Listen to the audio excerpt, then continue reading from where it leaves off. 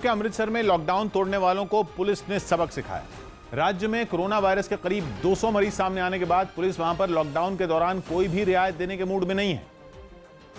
लेकिन कुछ लोग लॉकडाउन तोड़ने से बाज नहीं आ रहे। अमृतसर के एक इलाके में पुलिस वालों ने नाकेबंदी करके लॉकडाउन के दौरान बेवजह घरों से निकले लोगों के खिलाफ कार्रवाई की। हालांकि जो लोग जरूरी सेवाओं से जुड़े थे, पुलिस ने ऐसे लोगों को तो आसानी से जाने दिया, मगर बिना वजह घर से निकले कुछ लोगों को सोशल डिस्टेंसिंग का ध्यान रखते हुए सड़क किनारे खड़ा करवा दिया गया, जिसके बाद एक पुलिस अधिकारी लाउडस्पीकर के जरिए उन लोगों को समझाता हुआ नजर आया। कुछ देर बाद पुलिस अधिकारी ने इन सभी लोगों के हाथ ऊपर करवाकर लॉकडाउन का पालन करने की शपथ दिलाई। पुलिस की इस कार्रवाई के दौरान वहां पर थोड़ी देर के लिए जैम जैसे हालात बन गए। ड्यूटी कर रहे ये पुलिस वाले कोरोना वायरस से बचने के लिए मुंह पर मास्क और हाथों में दस्ताने पहने हुए दिखाई दिए।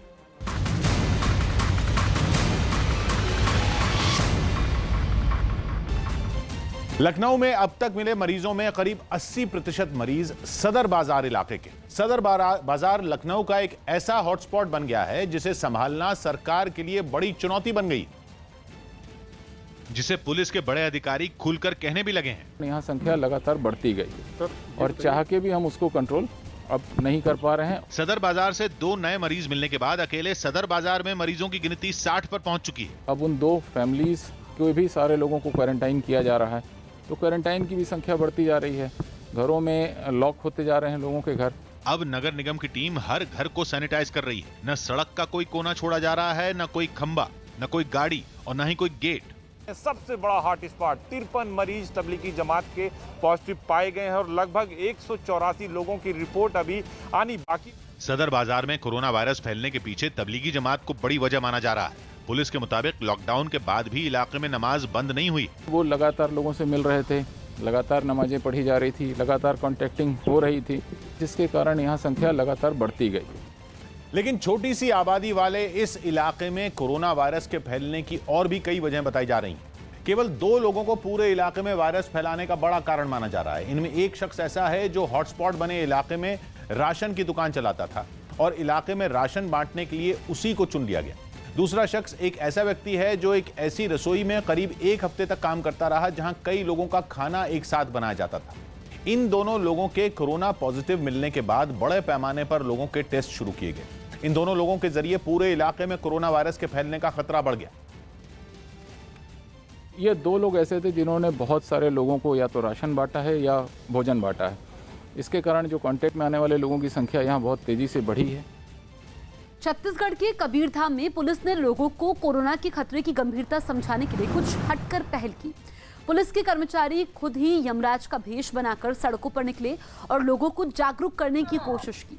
पुलिस ने लोगों से लॉकडाउन का पालन करवाने के लिए उन्हें यमराज का डर दिखाया, लेकिन पुलिस ने यह समझाने की भी कोशिश की कि ये सारी कवायद लोगों की सुरक्षा के लिए है। यमराज बने पुलिस के कर्मचारी अपने इलाके के सभी गाँव में जाकर यह अभियान चला रहे हैं और लोगों को जागरूक कर रहे हैं।